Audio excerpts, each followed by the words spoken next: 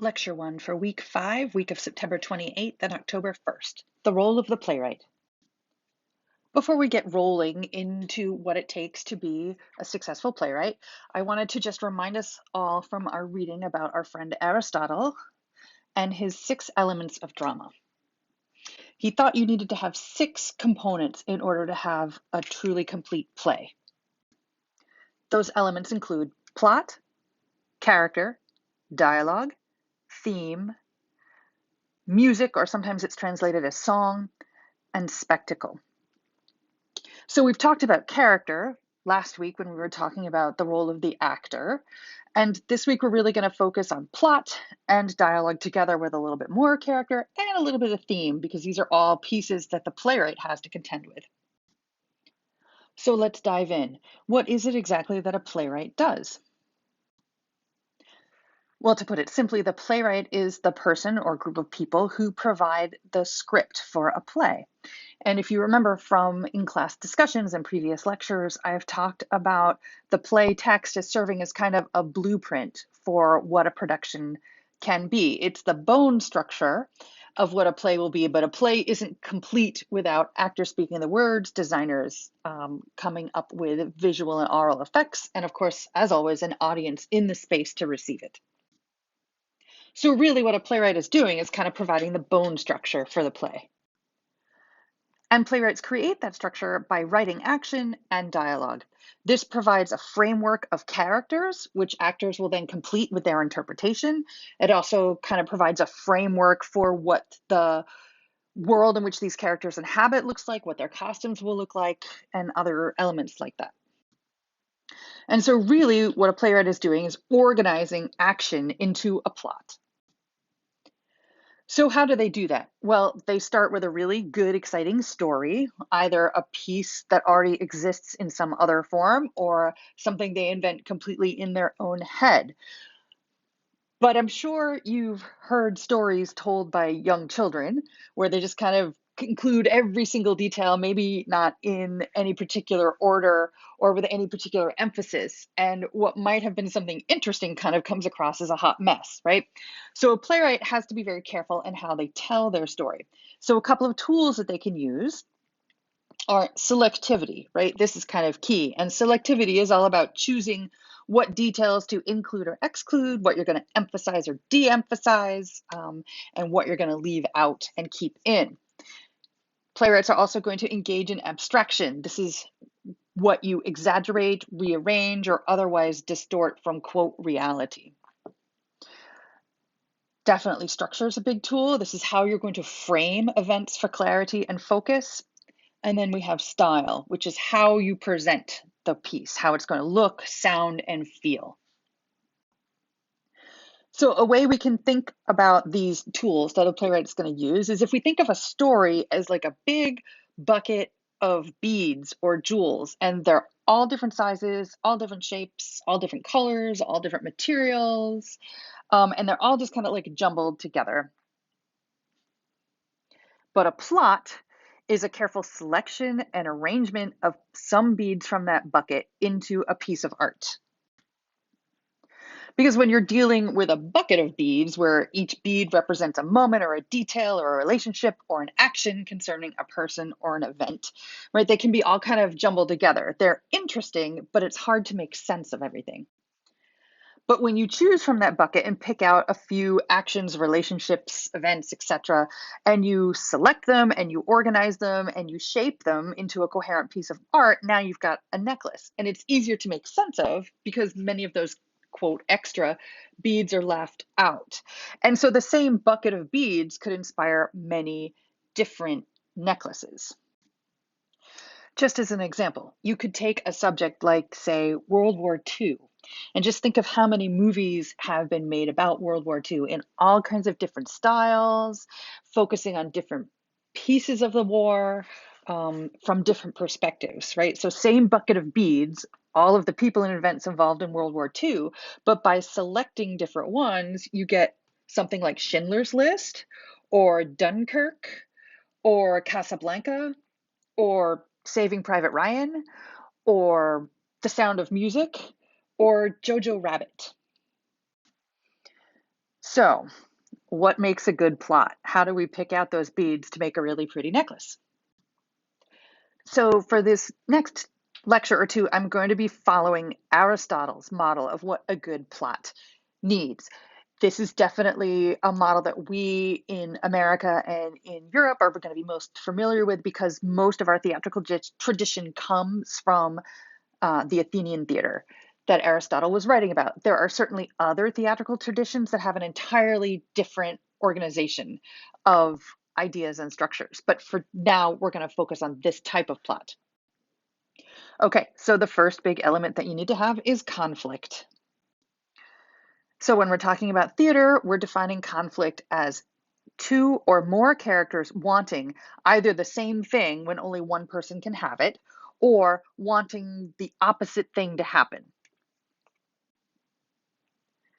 So if two people want the dessert, only one person can have it. And only the Yankees or the Red Sox can win the World Series. So when you've got at least two sides, they're now opposing forces, and they're going to work against each other until a clear winner emerges.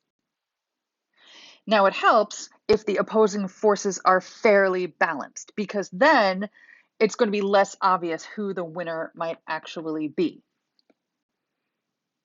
A basketball match between myself and LeBron James is not going to be suspenseful because it is going to be obvious who is going to win that contest.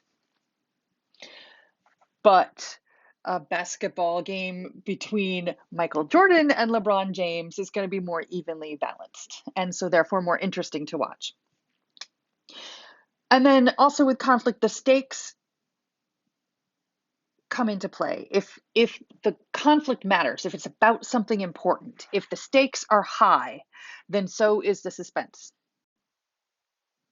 So all of this opposing forces that are fairly balanced with high stakes creates dramatic tension, and that tension keeps audiences engaged and invested in what's going to happen next. So this should sound pretty familiar based on last week's discussion on objectives and obstacles and tactics.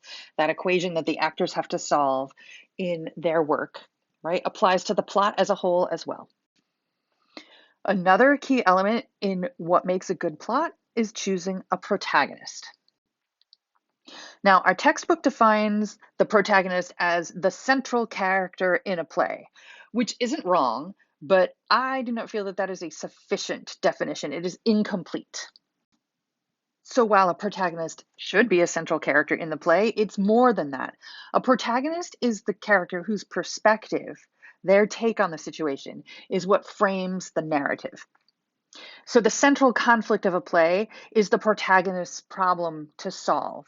And it's the choices that the protagonist makes in pursuit of their objective that drives the action of the play. So while you can have several central characters in a given play, usually you've only got one protagonist.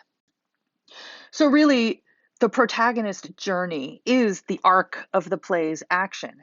And the audience often roots for the protagonist because we're seeing things through their eyes. We are often on their side.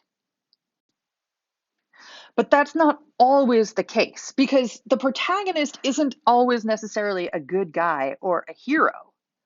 But the point is that a protagonist is an important and compelling figure, and they are driving the action. And so we are seeing things from their perspective, whether or not we agree with them. Now, a protagonist may have an antagonist, which would be a character that is working directly against them, but not always. And so who you choose to be your protagonist is going to shape your story. If you look on the left-hand side of this slide, you can see two figures, right? Hopefully you can recognize them. On the far left, we have Dorothy Gale from The Wizard of Oz. She is the protagonist of that play and movie. And so we see everything through her eyes and we root for her. She wants to go back to Kansas and we want her to go back safely as well. But if you take a look at the musical Wicked, the protagonist is the Wicked Witch of the West, who is Dorothy's antagonist. And if you see the play Wicked, which is based on the same source material, inspired by the same novel, but completely different play, because it's a story that's being told from the Wicked Witch of the West's point of view. So she becomes the character that you're rooting for, and we hear a lot more about her perspective on things, and the character of Dorothy is much less central to what's going on. For those of you less familiar with The Wizard of Oz, right, I give you Batman and the Joker, right? And so if we're watching The Dark Knight, Batman is the protagonist. If we're watching the Joker, we're rooting for the Joker, kind of, sort of. Okay, another key element that makes a good plot is having a really compelling major dramatic question. So you should be referring to the article on major dramatic question for this. So every playwright, while they're writing, I recommend that they write out what the major dramatic question is for their piece. And how to do that is you take the central conflict of your play and turn it into a question. But it's a specific kind of question. It should be a yes/no question. So the question should start with will or can, as opposed to why or how. We want a question that can be answered yes or no. Then we should make sure that this major dramatic question is suspenseful and important, right? Because the central conflict should be suspenseful and important. The major dramatic question, or MDQ, if you will, needs to be tied into the protagonist's super objective, because what the protagonist wants most of all is one half of that central conflict. And finally, the major dramatic question needs to be answered by the end of the play. So either the protagonist achieves their objective or they don't. So coming up with a very compelling, protagonist-driven MDQ is really the linchpin of dramatic narrative. And this is why we're telling this story. It's what makes the plot gripping to the audience and what's going to hold their attention until the end of the play. So if you can solve your major dramatic question, then you kind of have some guidance or a roadmap on how to flesh out the rest of your plot that you're writing if you're a playwright. And if you're reading a play, if you can kind of put your finger on what the major dramatic question is, then you've really kind of untied the knots to the plot structure. In the next lecture, we will then begin unpacking some of the elements of that plot structure to figure out how you flesh it all out.